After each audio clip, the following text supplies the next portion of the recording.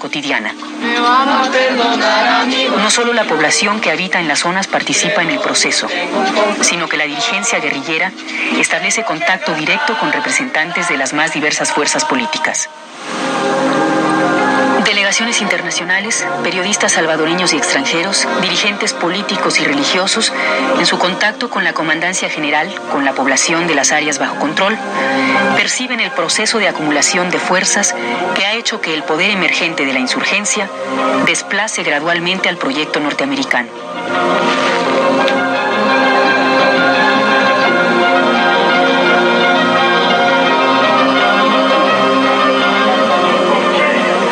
El FMLN simple y sencillamente está planteando como punto de partida para un diálogo y una solución política a todos los sectores que seamos realistas. Nosotros no queremos el poder ni estamos pidiendo que se nos dé más de lo que somos. El FMLN es un poder político y militar real, es una realidad.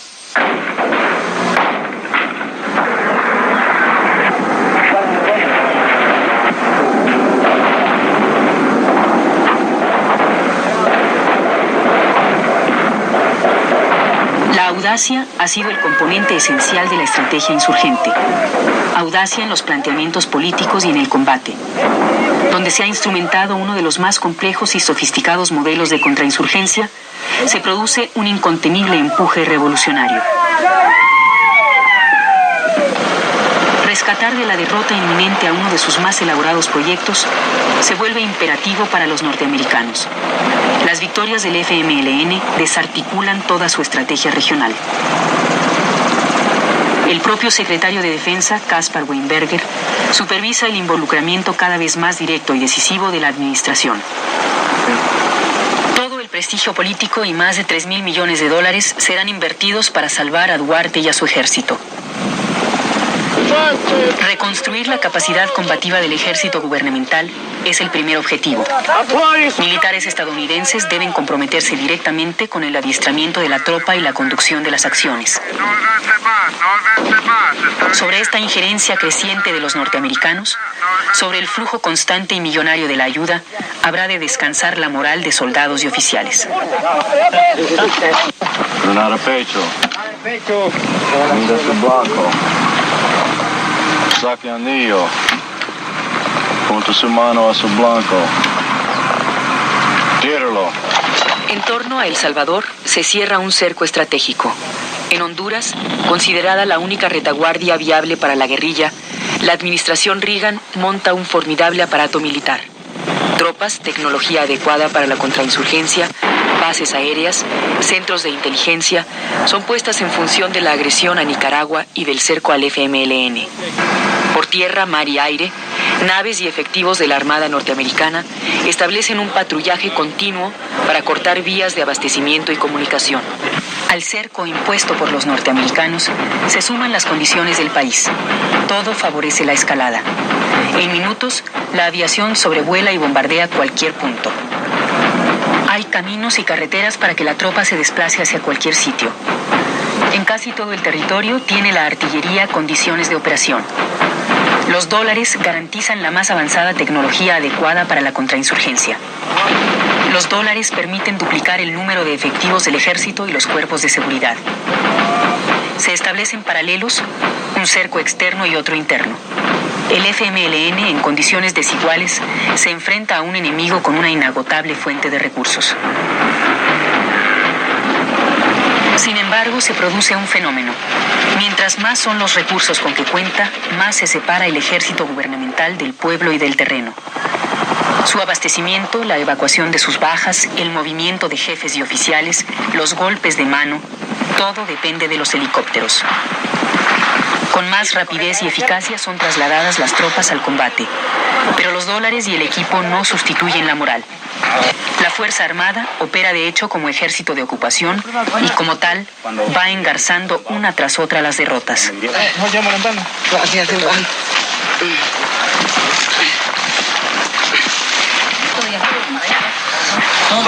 Poneme una venda,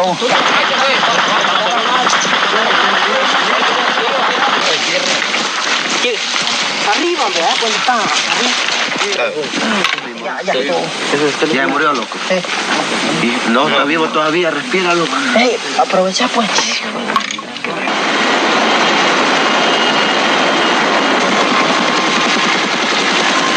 Un ejército de pobres, sin retaguardia, cuyo abastecimiento depende del pueblo, cuyas armas son casi todas ellas recuperadas a su enemigo, derrota a un ejército que recibe más de $1 millón al día. Le causa en 8 años de guerra más de 30,000 bajas. Está demostrado que nuestro ejército es capaz de derrotar unidades de batallones de este ejército. Algo que no sea ejército no puede derrotar a otro ejército. En estos momentos tenemos comunicación, contacto con nuestro corresponsal en el Frente Paracentral, con el compañero Ricardo Retino. Compañero, los micrófonos de Radio Farabundo Martí para esa importante entrevista que tiene para nuestro pueblo. Adelante, compañero. Estamos informando la entrega de los 42 prisioneros de guerra que fueron capturados en el cantón El Salto, departamento de Zacatecoluca. Un saludo pues a los soldados, esperando que hayan entendido pues cuál es nuestro planteamiento y el por qué nosotros luchamos, y que nuestra intención no es contra los soldados, sino derrotar al ejército que defiende a los ricos de este país. Fácil. Sigan la misma orden. Nosotros seguiremos haciendo esfuerzos políticos y por supuesto también militares que den una mejor salida, una salida más humana a esta guerra.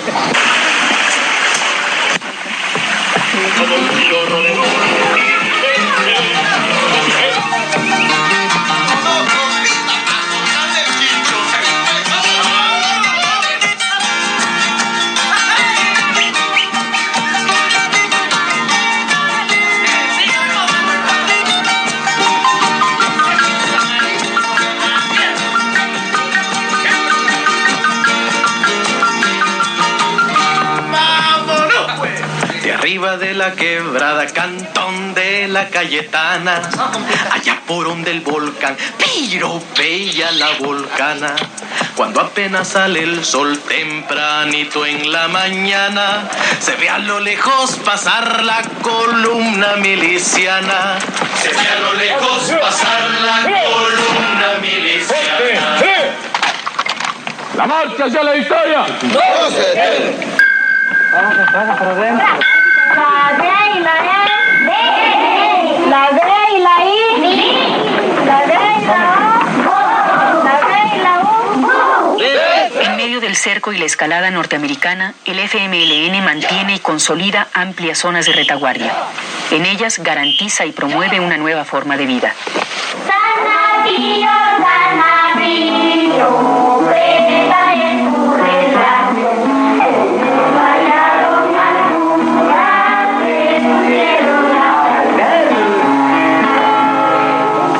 A solo unos cuantos kilómetros de posiciones estratégicas del ejército gubernamental, ligadas al pueblo y al terreno, las fuerzas guerrilleras crecen y se especializan. Las líneas de abastecimiento del ejército revolucionario corren a él desde el seno mismo del pueblo. No hay cerco que valga ante este hecho. Sin selvas ni montañas, superpoblado, El Salvador constituye una prueba efectiva del fracaso de la estrategia norteamericana. Cada metro cuadrado en poder del FMLN es una derrota de la misma. Una vasta y compleja red de comunicaciones estratégicas y tácticas imprimen rapidez y eficacia a los movimientos del ejército revolucionario. El cerco informativo es superado por los instrumentos de propaganda y comunicación popular que enfrentan los millones de dólares invertidos por la dictadura en la guerra psicológica.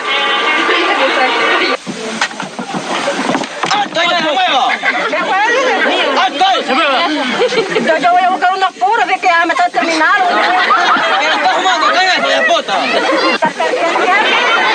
¡Que se vayan para Guatemala, hija puta!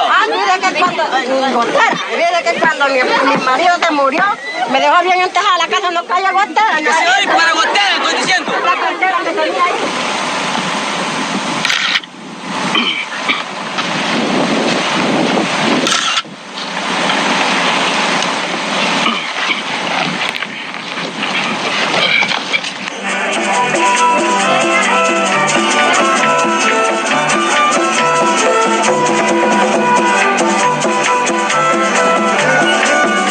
a las condiciones crónicas de miseria y enfermedad imperantes en las zonas rurales del país, el Frente Farabundo Martí intenta, en medio de enormes dificultades, programas de atención médica a la comunidad. En medio de la guerra y el cerco enemigo, mantiene hospitales de campaña donde se efectúan complejas intervenciones quirúrgicas. En medio de la guerra, se desarrolla el llamado armamento popular, la respuesta insurgente al caudal permanente de la ayuda estadounidense al ejército es la integración de todo el pueblo a la guerra. Con medios rudimentarios, artesanales, en los talleres del FMLN se producen granadas antipersonales para fusil y mortero.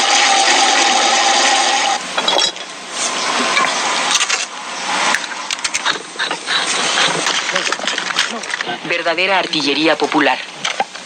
Así, se aumenta el poder de fuego de la guerrilla y se crean las condiciones que han permitido atacar, tomar y destruir muchos de los más importantes cuarteles del ejército gubernamental.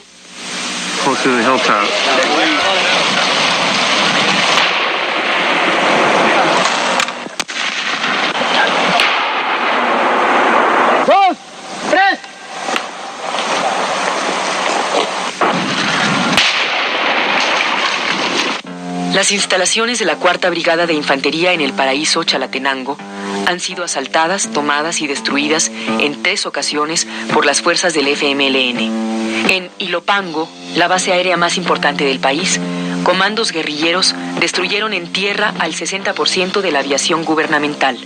La 3ª Brigada de Infantería, en San Miguel, ha sido atacada, ocupada y parcialmente destruida en 3 ocasiones. En el centro de entrenamiento de la Fuerza Armada, el FMLN, con un ataque fulminante, ocasionó centenares de bajas. La defensa periférica de San Francisco Gotera, capital departamental de Morazán, considerada inexpugnable por sus constructores norteamericanos, fue aniquilada. En la misma ciudad, el cuartel del destacamento militar número 4 ha sido objeto de 2 ataques de importancia.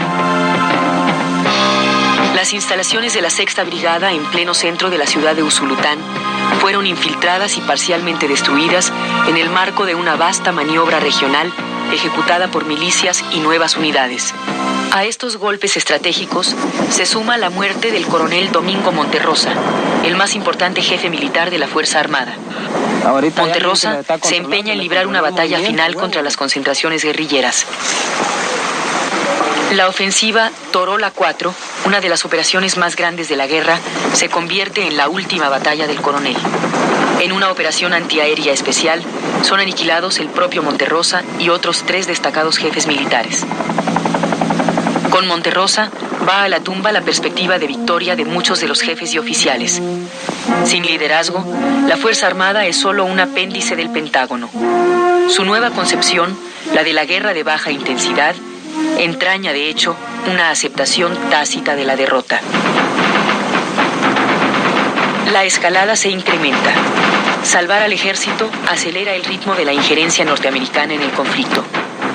Todo el peso de la operación del ejército gubernamental, que ha cuadruplicado sus efectivos y que cuenta con la más poderosa aviación, descansa en la guerra aérea.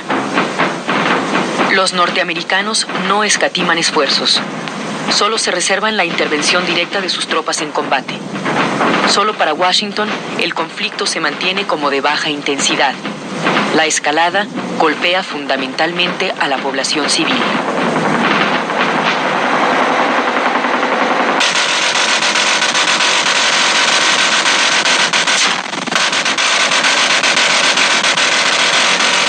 Creemos nosotros con toda certeza de que este tipo de conflicto en que estamos viviendo es necesario estar de la mano de la población civil y hacemos todo el esfuerzo posible por llevarles a ellos el mensaje de paz.